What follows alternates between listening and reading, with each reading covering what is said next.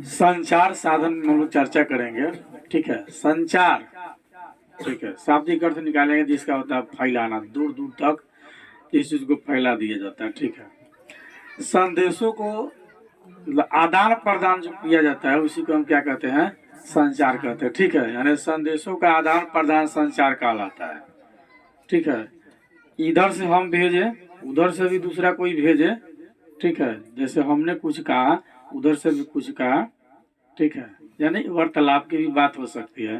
ठीक है, तो संदेशों का आदान प्रदान संचार कहलाता है। मानव ने अपनी आवश्यकता के अनुसार समय समय पर जो है संचार के कई सारे साधन का विकास धीरे धीरे किया।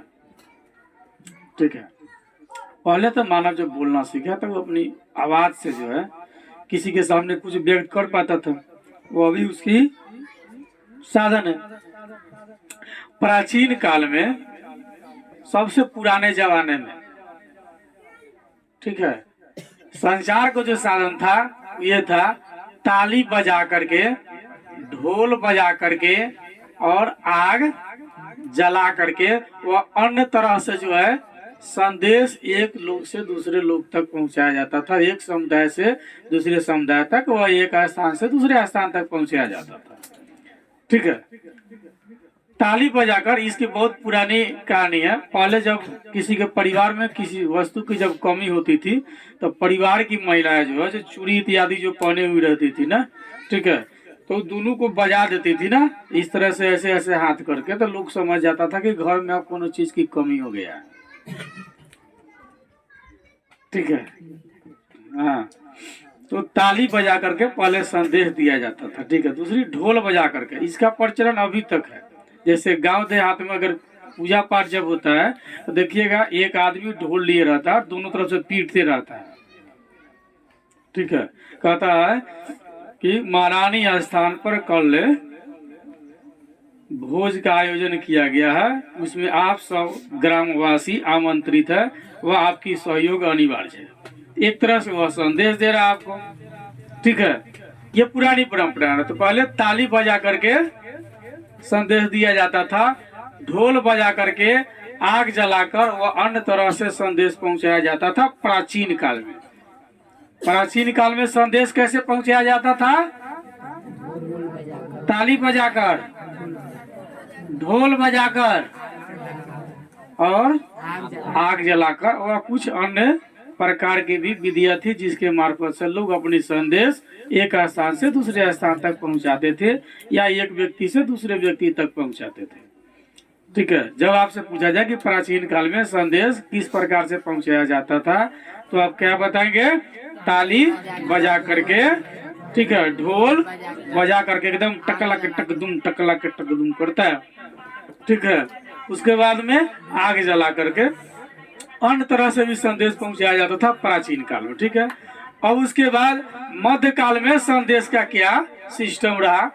तो मध्य काल में जो है संदेश पहुंचाने का कार्य किस तरह से होता था? तेज दौड़ने वाले व्यक्ति के द्वारा। जो सबसे तेज दौड़ता हो वह जो है एक स्थान से दूसरे स्थान तक संदेश बहुत जल्दी पहुंचा सकता था। ठीक है, या दूसरी साधन जो थी वह था कबूतर। कबूतर के द्वारा भी संदेश भेजा जाता था या पहुंचाया जाता था। ठीक है, और कबूतर इतना चालाक कि जहां भेजा जाता था वहीं वह लेकर के जाता था। बहुत सारी पुरानी मूवीज इत्यादि में भी दिखाई जाती है। ठीक है, कबूतर के द्वारा संदेश भेजा जाता है। ठीक है, जिसके लिए संदेश भेजा जाएगा कबूतर उसी के खिड़की पर जाकर के रुकेगा। ठीक है, और वह चिट्ठी को पढ़ लेगा या पढ़ लेगी। ठीक है, फिर उधर से वह दूसरा चिट्ठी देगा तो फिर इसी के पास आकर के रुकेगा, बीच में वो कहीं नहीं रुकेगा।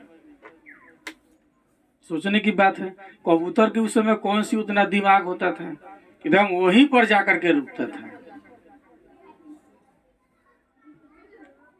ठीक है, पहले पशु पक्षी के आवाज से भी बहुत सारे लोग बहुत कुछ समझ जाते थे ना। ठीक है, जैसे सुबह सुबह अगर किसी के दरवाजे पर कौआ काव काव कर रहा है तो महिलाएं समझ जाती थी आज हमारे भाई आने वाला हो, जरूर न कोनो महके से आज आ जाएगा, उसी से समझ जाता था। अब तो फोन आता है ना, आवे वाला वाली दही चूड़ा बना उना के रखिए।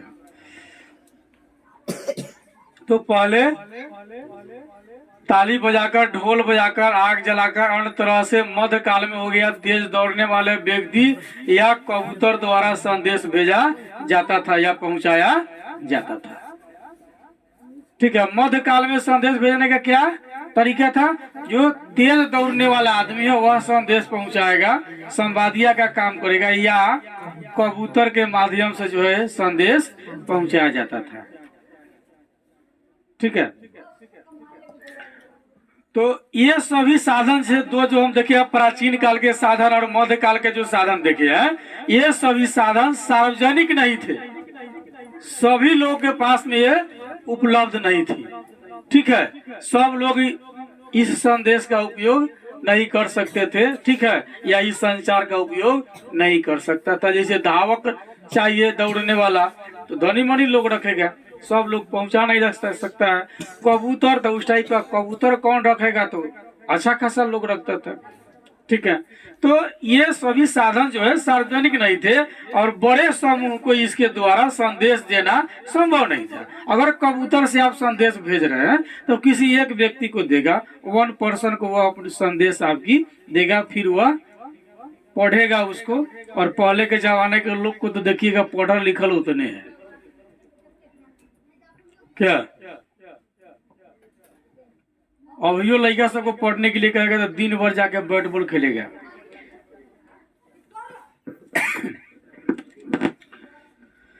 तो बड़े समूह को इस प्रकार से संदेश देना संभव नहीं था। साथ ही इसमें समय भी ज्यादा लग जाता था और संदेश पहुंच भी नहीं पाता था। ठीक है, तब उसके बाद आया आधुनिक काल। क्या आया? आधुनिक काल, जिसमें हम लोग जी रहे हैं। ठीक है, आधुनिक काल में शीघ्र व बड़े समूह तक आसानी से दूर दूर तक संचार सेवा यानी कि संदेश पहुंचाने का कार्य अभी हो रहा है। वर्तमान समय में बहुत तेजी से संदेश जा रहा है। ठीक है, बहुत बड़ी समूह में भी आसानी से जा रहा है। ठीक है, जैसे वर्तमान का जो है संचार साधन आप कह लीजिए रेडियो, टीवी, ठीक है, फैक्स, सिनेमा, एक फिल्म बनाई दूर दूर तक लोग देख लिया, समाचार पत्र, पत्रिका, इंटरनेट, ईमेल। ठीक है, और सबसे बढ़िया साधन तो मोबाइल है। क्या है सबसे उत्तम साधन?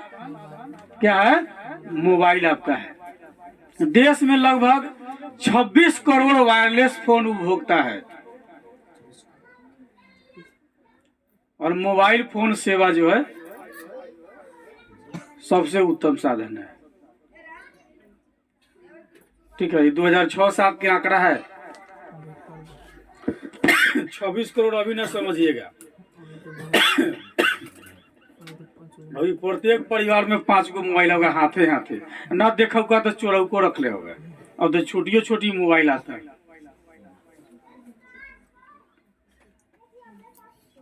नहीं, मोबाइल में एक खास बात है, जो 2 व्यक्ति के बीच में बात होगा, तीसरा किसी को नहीं सुनाएगा।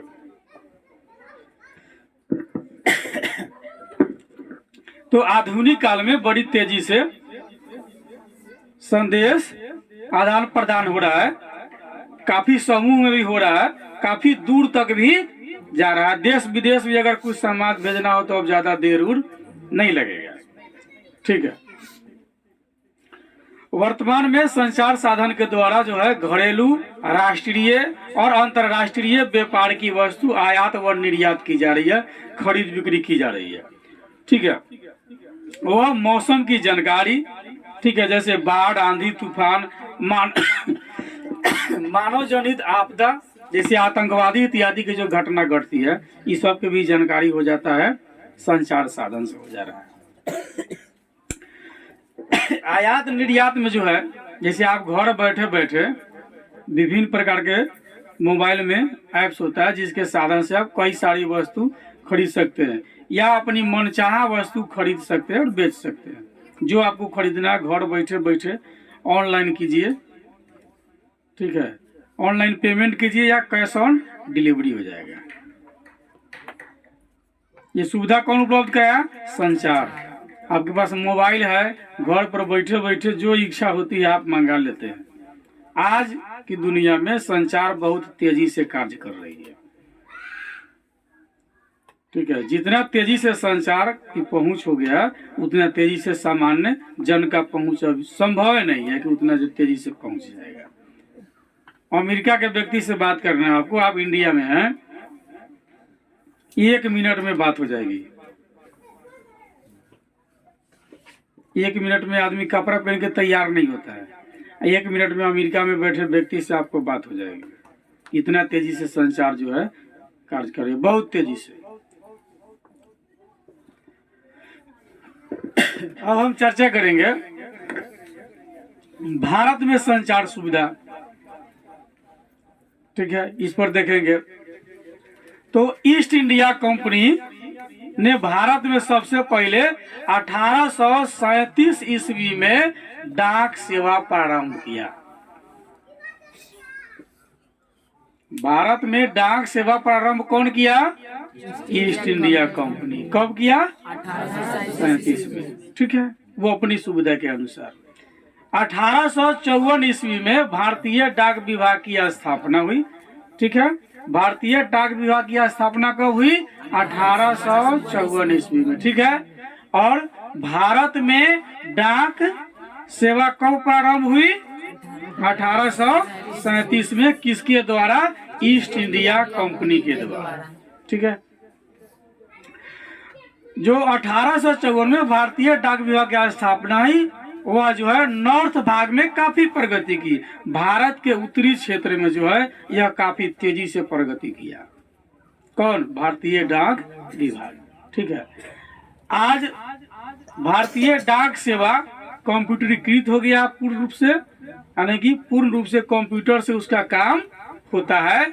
वह कृत्रिम उपग्रह से जुड़ चुका है।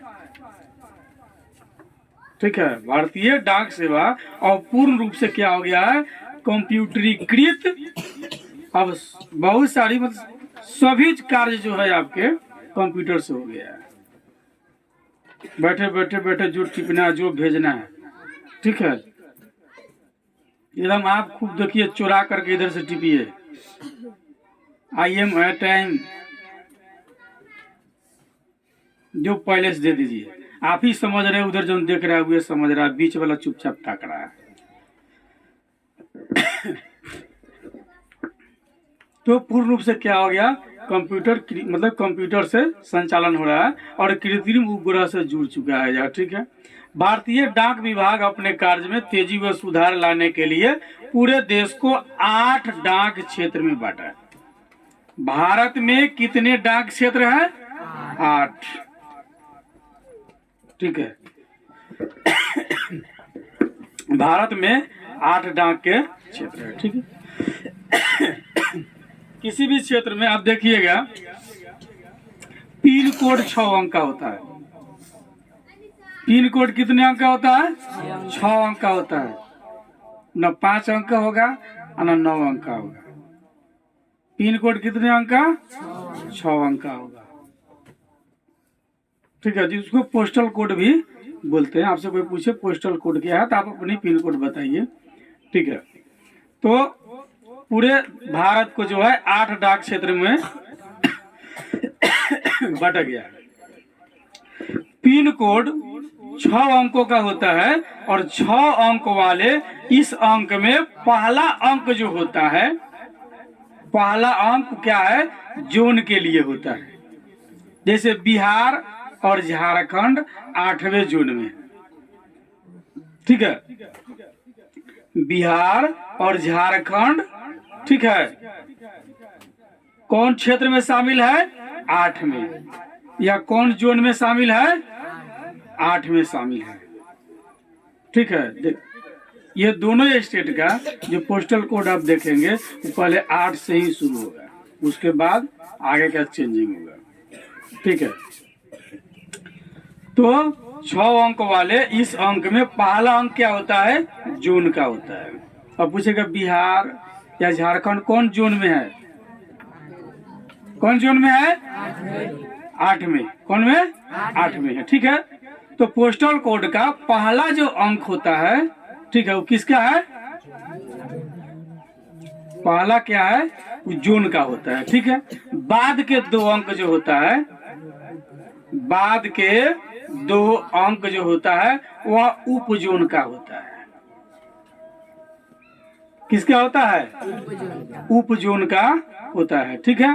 और अंतिम 3 अंक, अंतिम 3 अंक गंतव्य डाकघर के लिए होता है, ठीक है।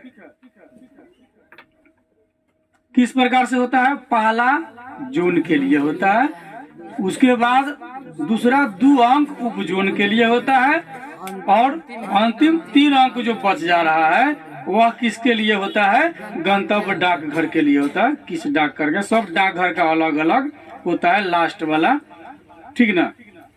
जैसे हम लोग जिस क्षेत्र में रहते हैं इसका है 84332924 ठीक है। बिहार और झारखंड किस जोन में है? 8 में। ये जोन का है। किसका है? जोन का है। उसके बाद है ये 2 अंक 4 और 3 इसमें का, ये हो गया उप जोन, ठीक है। और ये 3 to 9 किसका है? हमारे यहाँ गंतव्य डाकघर का, ठीक है। तो हमारी जोन 8, उप जोन 4-3, ठीक है। हमारी डाकघर के मुख्य बिंदु कौन है? ये 3 to 9, ये हमारी डाकघर की गंतव्य स्थान है। इस पर जब आएगी तो हमारी एरिया में आएगी, दूसरे एरिया में नहीं जा सकता, हर हाल में यही पहुंचेगा। दूसरा का दूसरा होगा, यहाँ का यहाँ है, ठीक है। जैसे हम लोग सीवर डिस्ट्रिक्ट में, तो ये स्टेट का हो गया, ठीक है, इधर का हो गया, और ये चेंज हो जाएगा, ये दूसरा दूसरा हो सकता है, अलग अलग रहेगा, ठीक है। चलिए आगे देखते हैं।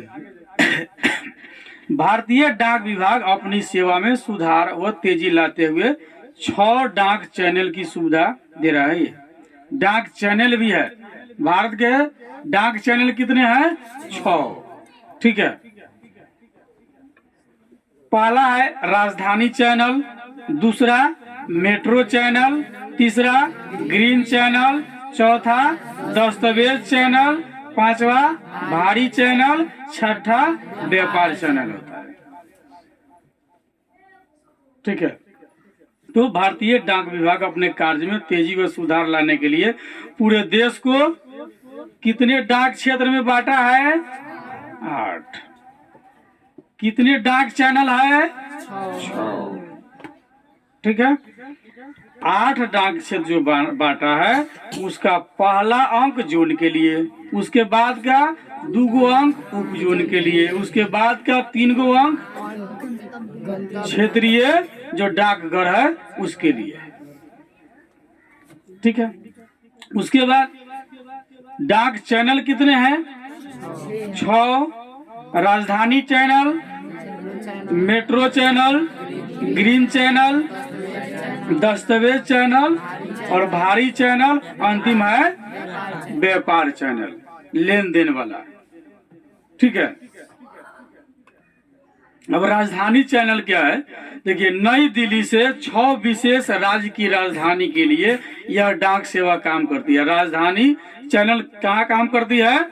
नई दिल्ली से विशेष, मतलब कि नई दिल्ली से 6 विशेष राज्य की राजधानी के लिए डाक चैनल काम करता है।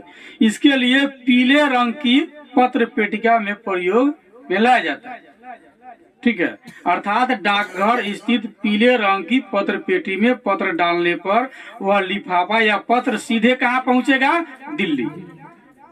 अगर पीला लिफाफा में, पीले रंग के लिफाफा में अगर आप कुछ डालते हैं, वो सीधे जाकर कहाँ पहुंचेगा? दिल्ली, ठीक है। फिर उसका वितरण वहां से होगा। मेट्रो चैनल जो है यह बेंगलुरु, कोलकाता, चेन्नई, दिल्ली, मुंबई एवं हैदराबाद के लिए कार्य करती है। इस स्थान के लिए अंकित पिन कोड वाले डाक पत्र को नीले रंग वाली पत्र पेटिका में डालना चाहिए। दिल्ली के लिए पीला, मेट्रो चैनल बेंगलुरु, कोलकाता, चेन्नई, दिल्ली, मुंबई एवं हैदराबाद के लिए हम नीला रंग की पत्र का उपयोग करेंगे। ठीक है। तीसरा होता है ग्रीन चैनल। स्थानीय पिन कोड जो है अंकित डाक पत्र को हरे रंग वाली पत्र पेटी में डाला जाता है। पीला, नीला, हरा, ग्रीन चैनल मतलब हरा।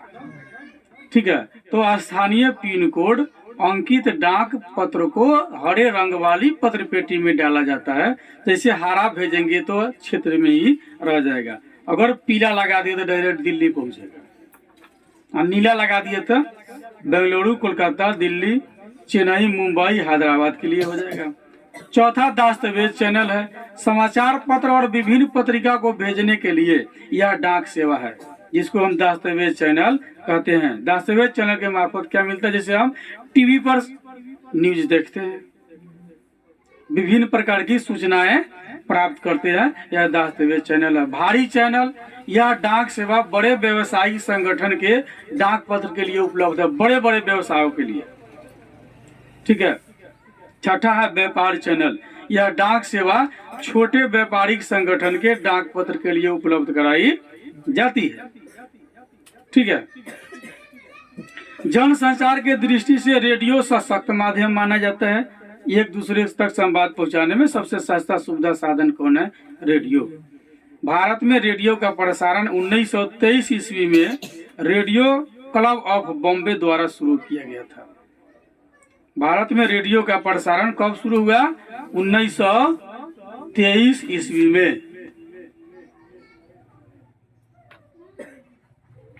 रेडियो का प्रसारण 1923 ईस्वी में शुरू किया गया था। ठीक है। और रेडियो क्लब ऑफ बॉम्बे से। ठीक है। 1930 ईस्वी में इसका नामांतरण हो गया और इंडिया ब्रॉडकास्टिंग सिस्टम हो गया, और 1936 में इसका नाम रख दिया गया ऑल इंडिया रेडियो। आजादी प्राप्ति के बाद 1947 में इसका नाम हो गया आकाशवाणी।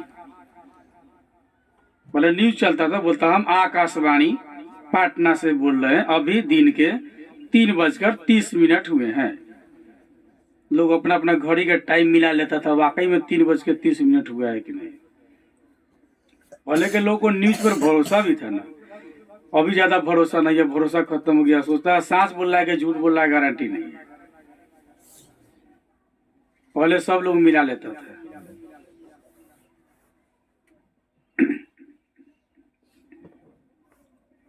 वर्तमान समय में यह साधन प्रसार भारती के तहत कार्य कर रहा है। सरकारी सेवा के अलावा कई निजी कंपनी भी रेडियो सेवा उपलब्ध करा रही है। अभी जिस समय हम लोग जी रहे हैं, अभी रेडियो का इम्पोर्टेंट साफ खत्म हो गया। डायरेक्ट मीडिया के मार्फत से न्यूज हम लोग देख ही रहे हैं। कई सारे चैनल इत्यादि आ गए हैं जो कार्यक्रम कर रहे हैं। जनसंचार का वर्तमान समय में सबसे प्रचलित और लोकप्रिय साधन टेलीविजन है। सबसे लोकप्रिय साधन टेलीविजन। ठीक है। भारत में इसकी सेवा 1959 ईस्वी में शुरू हुई। ठीक है। भारत में टीवी कब आया? टीवी का प्रसारण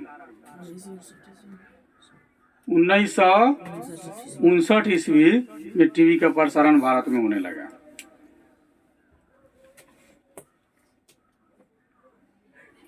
की करे छ बबुआ?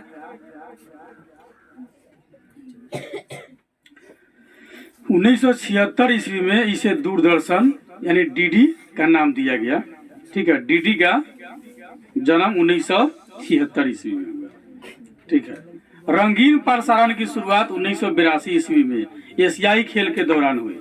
टीवी पर रंगीन तस्वीर कब से दिखाई देने लगा? 1982 ईस्वी से। ठीक है। 1982 ईस्वी से टीवी पर रंगीन तस्वीरें दिखाई देना शुरू हो गया था, ठीक है। और एशियाई खेल के दौरान हुई। किस खेल के दौरान? एशियाई खेल के दौरान टीवी पर रंगीन तस्वीर दिखाई देने लगी। रेडियो की तरह इस क्षेत्र में भी कई निजी कंपनियां अपनी विशिष्ट सेवा दे रही है। यह संचार मध्यम, बच्चा, प्रौढ़, बूढ़ा एवं महिला सहित अन्य गरीब अमीर सभी वर्ग के लिए लोकप्रिय है और सही मायने में यह देश का एक प्रमुख जनसंचार माध्यम है। लोग सबसे ज्यादा इसे पसंद करते हैं, ठीक है। इसमें बहुत सारी जानकारियां दी जाती है। वर्तमान में तो कुछ अभद्र भी इत्यादि आ जाती है मोबाइल इत्यादि पर, टीवी पर नहीं आता। समाचार पत्र पत्रिका भी सुदृढ़ संचार माध्यम है। देश में लगभग 65,000 पत्र पत्रिकाएं छपती है। ये वर्ष 2007 के अनुसार हम लोग आकलन कर रहे हैं। वर्ष 2007 के अनुसार देश में लगभग 65,000 पत्र पत्रिकाएं छपती थी। इसमें सर्वाधिक हिंदी भाषा में लगभग 25,000 पत्र और पत्रिकाएं छपती थी और अंग्रेजी, उर्दू, बंगाली, गुजराती इत्यादि भाषाओं का भी इसमें स्थान है, लेकिन सबसे ज़्यादा हिंदी भाषा में छपता है। परिवहन और संचार साधन तथा आर्थिक गतिविधि के विकास के मध्य सकारात्मक संबंध है संचार साधन का। परिवहन की महत्ता का वर्णन प्राचीन भारतीय धर्म ग्रंथ में भी मिलता है, ठीक है। जैसे रावण के पास पुष्पक विमान था, मन की गति से चलने वाले वाहन थे। तो पुराण से भी कुछ जानकारियां मिलती है। इसकी महत्ता आज भी विद्यमान है, परंतु इसके रूप, गुण और गति में जरूर कुछ न कुछ बदलाव हो गया। पुष्पक विमान की जगह पर आज हम लोगों के पास हेलीकॉप्टर, बड़े बड़े हवाई जहाज है। परिवहन संचार के साधन प्रादेशिक विकास के साथ साथ जनजीवन को भी काफी प्रभावित करता है। पंचायत स्तर से लेकर राष्ट्रीय स्तर तक समाज में शांति का माहौल बनाए रखने के लिए यह बहुत जरूरी है, ठीक है। पुलिस और सैनिक में आने जाने तथा बातचीत करने के लिए साधन बहुत जरूरी है, परंतु इनके विकास का स्तर सांस्कृतिक स्तर से निर्धारित होता है और भारत जैसे विशाल भौगोलिक आकार और विविध संस्कृति वाली देश में परिवहन एवं संचार के कई साधन एक दूसरे से जो है जोड़ने का कार्य करता भी है। यही नहीं, संचार के साधन सामाजिक सांस्कृतिक स्तर को ऊंचा उठाने में भी योगदान देता है। भारत का पाकिस्तान, नेपाल एवं बांग्लादेश के साथ परिवहन संपर्क दो देश के बीच की सामाजिक सांस्कृतिक विकास का सूचक भी है संचार साधन। हम जीवन जीने के लिए अनाज, साग, सब्जी, फल, कई सारी चीज की आपूर्ति जो है इसी साधन के सहयोग से अब ले रहे हैं। बैठे बैठे घरे पिज्जा मंगवा लेते हैं, ऑर्डर दे देना है, पिज्जा आ जाएगा। नहीं, कल 9 वर्ष है, नहीं कल क्या है, 9 वर्ष, आज ओल्ड वर्ष।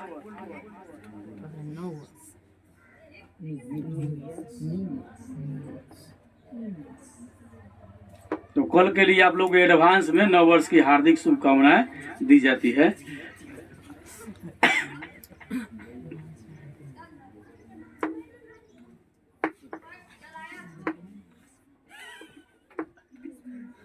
क्या हो सकता है? एक आदमी के एक जने जाके कहलस, नया साल के बहुत बहुत शुभकामना। वो आदमी अब खिसिया के ओकरा के एक थप्पड़ देलक, तारा के दिक्कत नहीं खे, 3 साल से एक गो साल उठने वाली फाट गली बा, तू कह तारा नया साल, पुरान साल उठने वाली पुरान, और नया साल कह तारा। ओकरा से पूछला से भाई तू पढ़ल वल नहीं खा, ए मर्दे पढ़ल के बात कर तारा, लइके से बकरी चरावत चरावत बाल पक गई, पढ़ल के बात कर तारा।